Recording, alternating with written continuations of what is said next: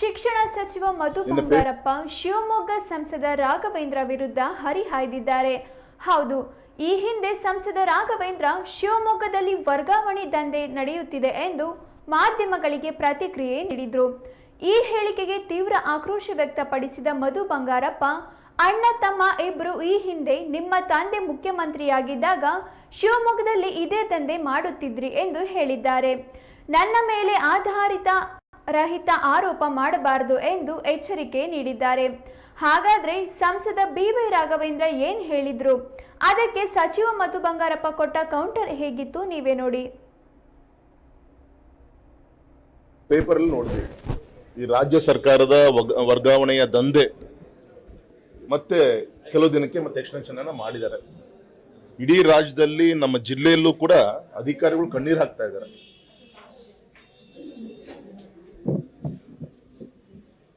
Time limit ಇಲ್ಲ, minimum ಒಬ್ಬ ಅಧಿಕಾರಿ 1-2 ವರ್ಷದ ಒಳಗಡೆ ಟ್ರಾನ್ಸ್ಫರ್ ಮಾಡಬಾರ್ದಂತ ಕಾನೂನು ಇದೆ. ಇಷ್ಟೆಲ್ಲ ಇದ್ರೂ ಕೂಡ ಒಳ್ಳೊಳ್ಳೆ ಅಧಿಕಾರಿಗಳನ್ನ ಯಾವ ದುರುದ್ದೇಶದಿಂದ ಮಾಡ್ತಿದಾರೋ ಗೊತ್ತಿಲ್ಲ. ಈ ರೀತಿ ಮತ್ತೆ ಕೆಲವು ಕಾಂಗ್ರೆಸ್ ಕಾರ್ಯಕರ್ತರು ಕೆಲವು ಕಡೆ ಧಮಕಿ ಹಾಕ್ತಿದ್ದಾರೆ ಅಧಿಕಾರಿಗಳಿಗೆ, ನಿನ್ ಟೈಮ್ ಮುಗೀತು, ನೀವು ಟ್ರಾನ್ಸ್ಫರ್ ಮಾಡಬೇಕಾಗತ್ತೆ ಅಂತೇಳಿ. ಈ ತರ ಕೆಲವು ತುಂಬಾ ಜನ ಅಧಿಕಾರಿಗಳು ಅಳಲು ತೋಡ್ಕೊಂಡು ನಮ್ಮ ಶಾಸಕರುಗಳ ಮನೆಗೆ ನಮ್ಮ ಮನೆಗೆಲ್ಲ ಬರ್ತಾ ಇದ್ದಾರೆ. ಹಾಗಾಗಿ ಈ ಸಂದರ್ಭದಲ್ಲಿ ಸರ್ಕಾರಕ್ಕೆ ಒತ್ತಾಯ ಮಾಡ್ತೀನಿ, ಗೌರವಿತ ಮುಖ್ಯಮಂತ್ರಿ ವಿನಂತಿ ಮಾಡ್ಕೊಂತೀನಿ, ನೀವು ಮಾಡುವಂತ ಒಳ್ಳೆ ಕೆಲಸಗಳು ಎಲ್ಲದೂ ಕೂಡ ನೀರಲ್ಲಿ ಹೋಮ ಹೋಗ್ತಾ ಇದೆ. ನಿಮ್ ನಂಬ್ಕೊಂಡಂತ ಕೆಲವು ಜನ ಪಕ್ಷದ ಹೆಸರಿಕೊಂಡಿರೋ ಮುಖಂಡಗಳು ಇರ್ಬೋದು, ಕೆಲವು ಮಂತ್ರಿ ಮಹೋದಯರು ಇರ್ಬೋದು, ಈ ರೀತಿಯಂತ ಕಾಟವನ್ನ ಈ ಅಧಿಕಾರಿ ವೃಂದದವರಿಗೆ ಕೊಡ್ತಾ ಇದ್ದಾರೆ. ಈಗಾಗಲೇ ಸಾಕಷ್ಟು ಅಧಿಕಾರಿಗಳು ಈಗಾಗಲೇ ನೇಣು ಹಾಕೊಂಡು ಸತ್ತಿದ್ದು ಉದಾಹರಣೆ ಇದಾವೆ, ಡೆತ್ ನೋಟ್ ಬರ್ದಿಟ್ಟು ಸತ್ತೋಗಿದ್ದು ಕೂಡ ಉದಾಹರಣೆಗಳಿದ್ದಾವೆ. ಹಾಗಾಗಿ ಪದೇ ಪದೇ ಈ ರೀತಿಯಂತ ಅಧಿಕಾರಿಗಳಿಗೆ ಟ್ರಾನ್ಸ್ಫರ್ ಮುಖಾಂತರ ಹಿಂಸೆ ಕೊಡುವಂತ ಪ್ರಯತ್ನವನ್ನ ಬಿಡಬೇಕು ಅಂತ ನಾನು ಈ ಸಂದರ್ಭದಲ್ಲಿ ಒತ್ತಾಯವನ್ನ ಮಾಡ್ತೀನಿ. ಈ ನ್ಯಾಷನಲ್ ಹೈವೇದು, ಯಾಕಂದ್ರೆ ಈಗ ಇರ್ತಕ್ಕಂಥ ಸಂಸದರು ಈ 2 ಟೆನ್ಯೂರಲ್ಲೂ ಕೂಡ ಬರೀ ಭಾಷಣ ಮಾಡ್ಕೊಂಡು ಬಂದವರು, ಯಾರು ಆ ನ್ಯಾಷನಲ್ ಹೈವೇಲಿ ಇನ್ನೂ ಕಂಪ್ಲೀಟ್ ಓಡಾಡಿಲ್ಲ. ಎಲೆಕ್ಷನ್ಗಿಂತ ಮುಂಚೆನೂ ಕೂಡ ಫ್ರಂಟ್ ಮಾಡಿಬಿಟ್ರು, ಎಲ್ಲ ಈ ಪಥ ಮಾಡಿಬಿಟ್ಟಿದ್ದೀವಿ, ಆ ಪಥ ಮಾಡಿದ್ದೀವಿ ಅಂತ ಹೇಳಿ. ಏನೇನು ಮಾಡಿದ್ದಾರೆ ಅಂತಕ್ಕಂಥದ್ದನ್ನು ಈಗಾಗಲೇ ಅವ್ರ ಕ್ವಾಲಿಟಿನ ಒಂದು 2-3 ಕಡೆಗೆ ಗೊತ್ತಾಗಿದೆ. ನಾನು ಕೂಡ DC ಅವ್ರಿಗೆ ಹೇಳಿದ್ದೀನಿ. ಮೊನ್ನೆ ಒಂದು ವಿಚಾರನ ನಾವು ನೋಡಿದೆ, ಮೊನ್ನೆ ರಾಘವೇಂದ್ರ ಅವರು ಏನು ಫುಲ್ಲು ದಂಧೆ ನಡೀತಾ ಇದೆ ಅಂಥೇಳಿ, ಟ್ರಾನ್ಸ್ಫರ್ಸ್ ನಮ್ಮ ಜಿಲ್ಲೆನೂ ಸೇರಿಸಿ ಇಡೀ ರಾಜ್ಯದಲ್ಲಿ ಅಂತೇಳಿ ನಮ್ಮ ಜಿಲ್ಲೆನ ಉಲ್ಲೇಖ ಮಾಡಿದ್ದಾರೆ. ಮೋಸ್ಟ್ಲಿ ಇವ್ರ ಅಪ್ಪರು ಮುಖ್ಯಮಂತ್ರಿಗಳಿದ್ದಾಗ ಅಣ್ಣ ತಮ್ಮ ಇದೇ ಕೆಲಸ ಮಾಡಿದ್ರು ಇರಬೇಕು. ಆ ಚಾಳಿನೇ ನಮಗೂ ಇದೆ ಅಂತಕ್ಕಂಥದ್ದು ಭಾವನೆ ಏನಾದ್ರು ಅವ್ರು ಹೇಳೋದಾದ್ರೆ, ಸುಮ್ಮನೆ ಭಾಷಣ ಮಾಡೋದಾದ್ರೆ, ಅದಕ್ಕೆ ಯಾವುದೇ ಥರದ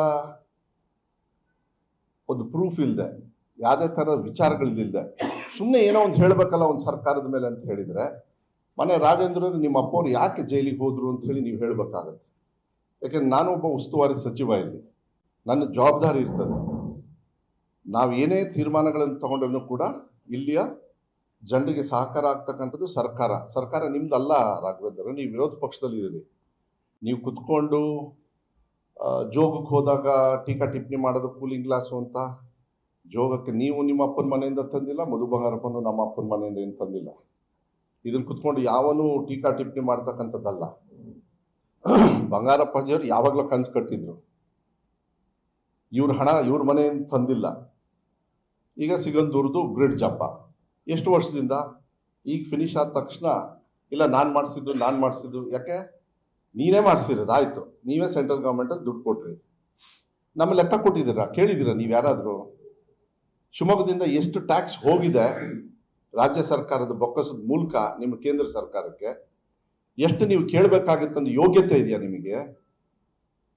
ಕುತ್ಕೊಂಡು ಇಲ್ಲಿ ದಂಧೆ ಮಾಡ್ತಾರೆ, ಇದನ್ನ ಏನು ಟ್ರಾನ್ಸ್ಫರ್ ದಂಧೆ, ಅವೆಲ್ಲ ನಿಮಗೆ ಕೆಟ್ಟ ಚಾಳಿ ಇರ್ಬೋದು, ನೀವೆಲ್ಲ ಮಾಡಿ ಅಭ್ಯಾಸ ಆಗಿ ನಿಮ್ಮನ್ನು ಹೀನಾಯವಾಗಿ ಜನರು ರಾಜ್ಯ ಮಟ್ಟದಲ್ಲಿ ಸೋಲಿಸಿದ್ದಾರೆ.